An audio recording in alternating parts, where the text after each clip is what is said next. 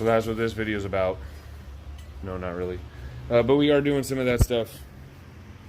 And I've already got this side wire brushed.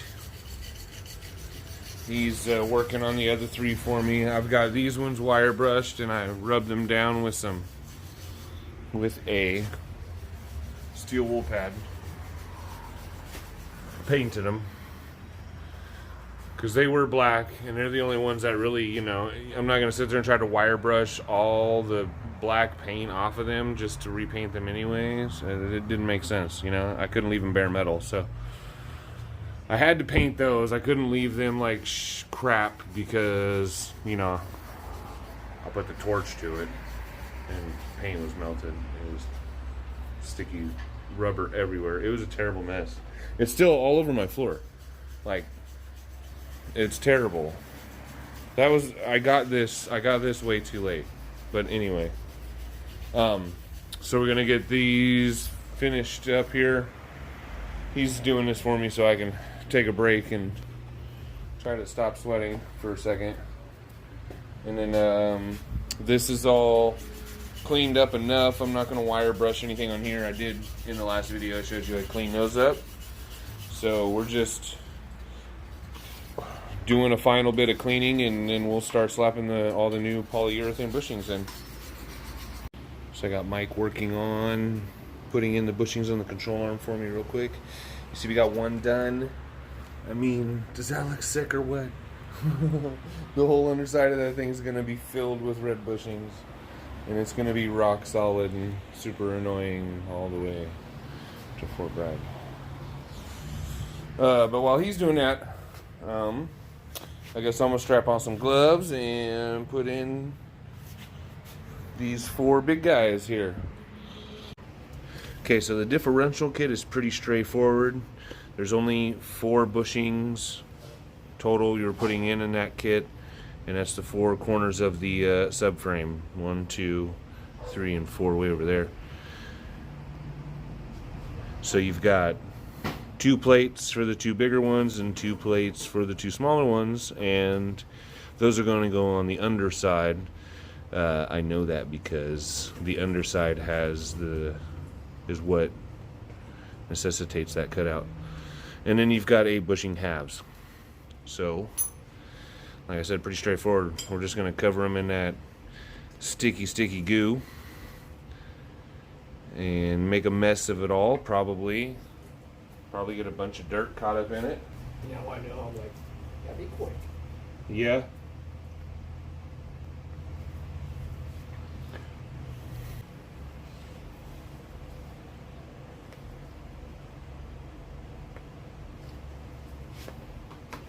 So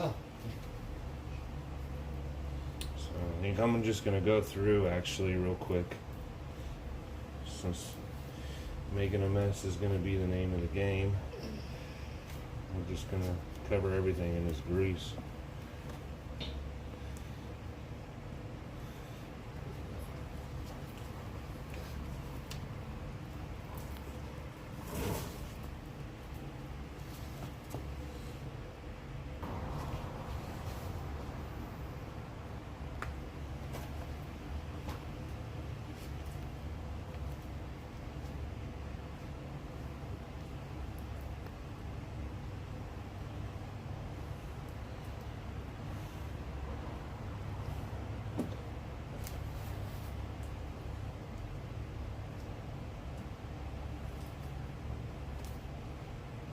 Very nice. Slid right in. Now for the upper.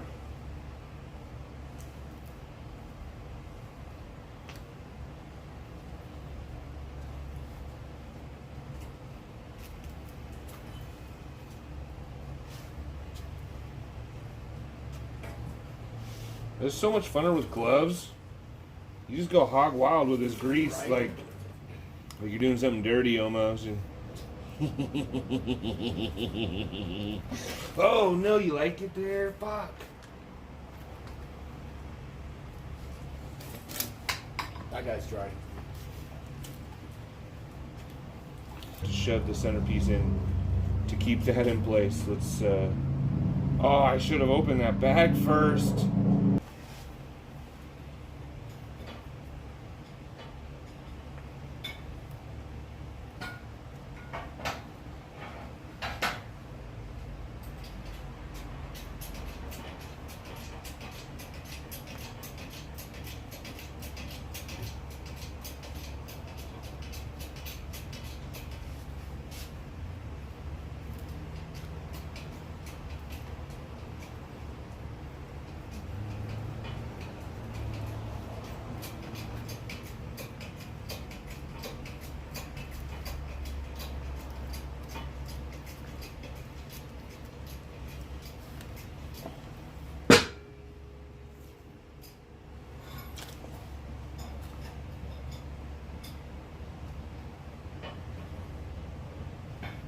All right, and the other three are gonna go exactly like that. That went in pretty easy, so that's awesome.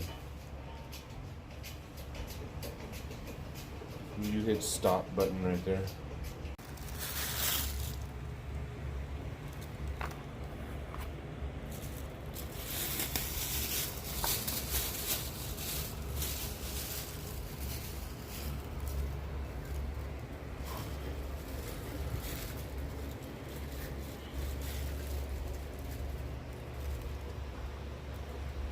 That one wanted to keep sliding out the bottom, so I just taped them all up.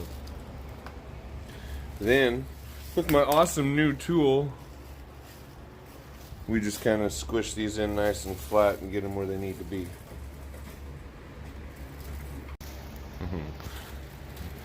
Mike trying to keep his hands from getting super greasy.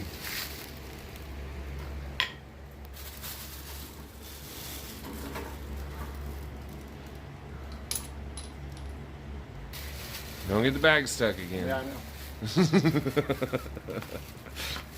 These sleeves are a lot tighter to put in than the subframe bushings were.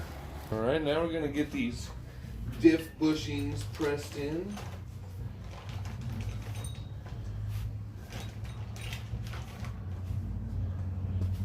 We're going to start with these two, and they're labeled passenger and driver, and they're actually going to go from underneath, and then we'll slide those in. Cover these guys up.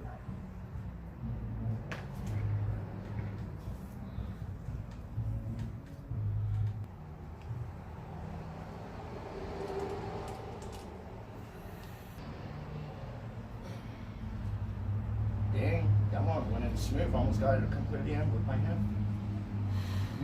Sweet.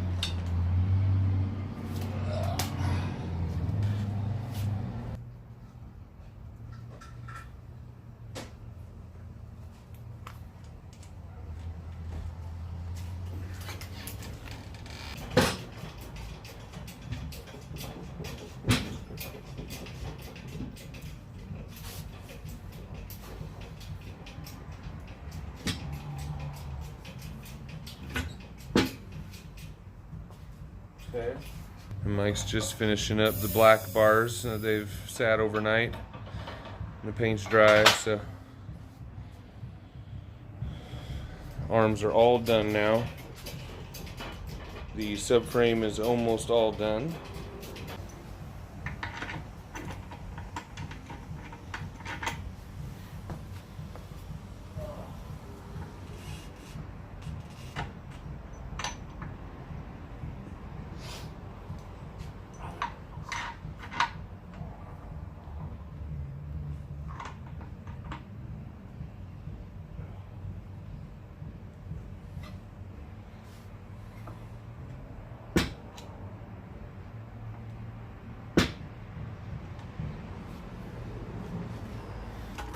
Come on, never-ending threads. There we go.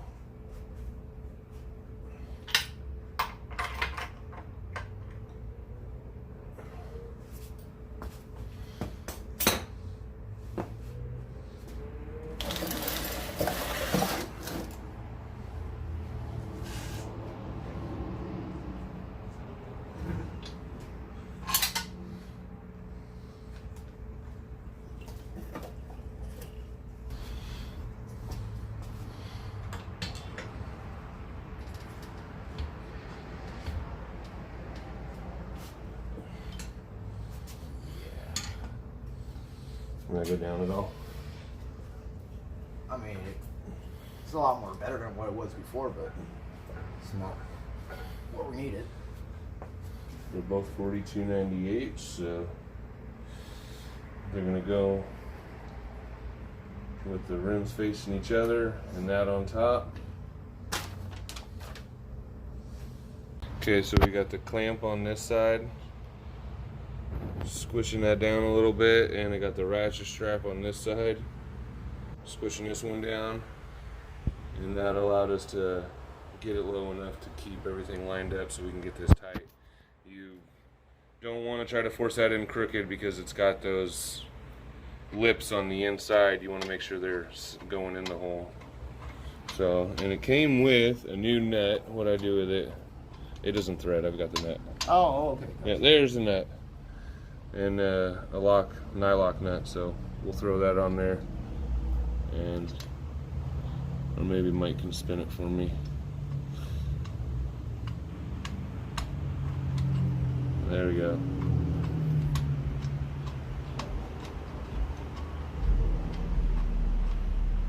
That's as far as I can hold it. I gotta put a wrench on it. Well, we ran into our first real problem, and that's these sway bar bushings are not the right inner diameter. Let's see. I know there's a 17 sway bar bushings. It says 17.5, but that's the part number I got.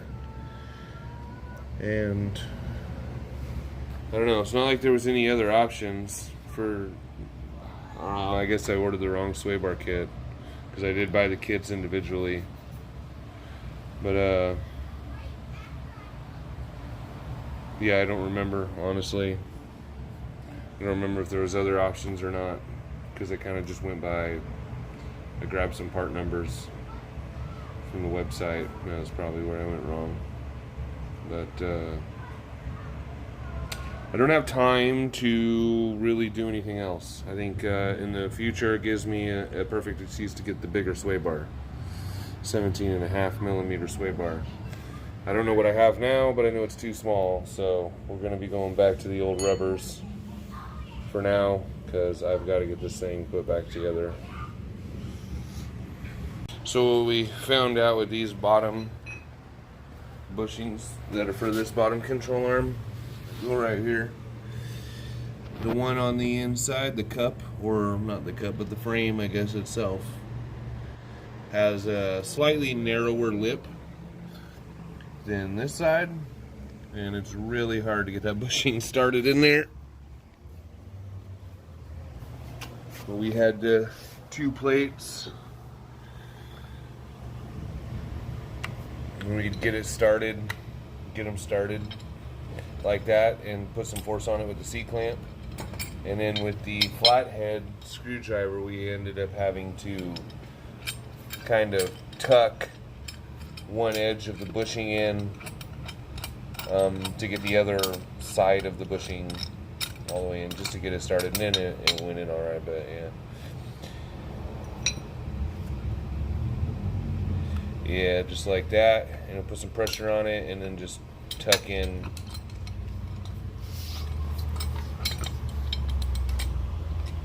Gotta tuck. Gotta tuck.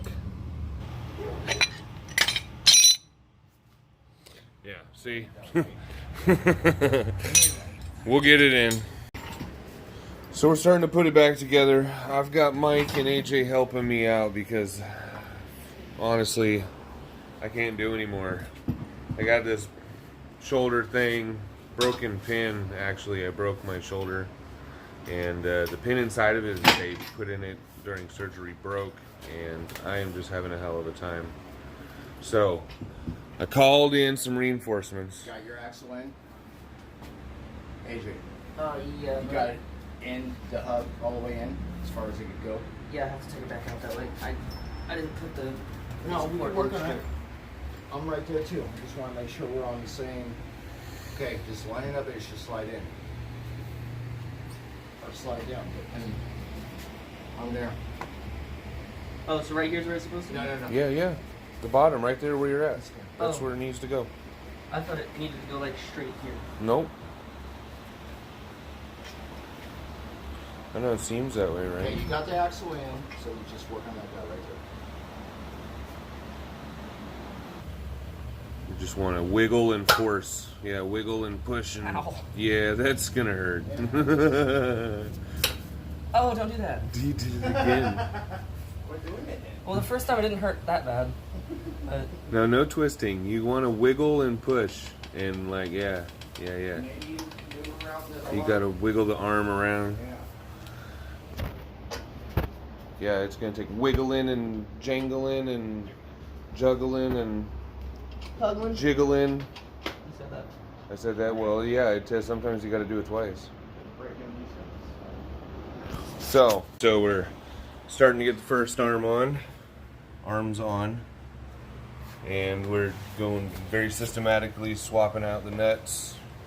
All the subframe ends of the arms, just like I got laid out multiple times in like all 3 videos. They all get new nuts. 2 arms on the outside get new hardware. And this bolt stays the same? The bolt does, but it gets a new nut. Look. See? New nut. Gosh dang it, I keep getting those mixed up. Okay. Okay, new nut. Here's that. Okay, we'll take that, set it there. And then this side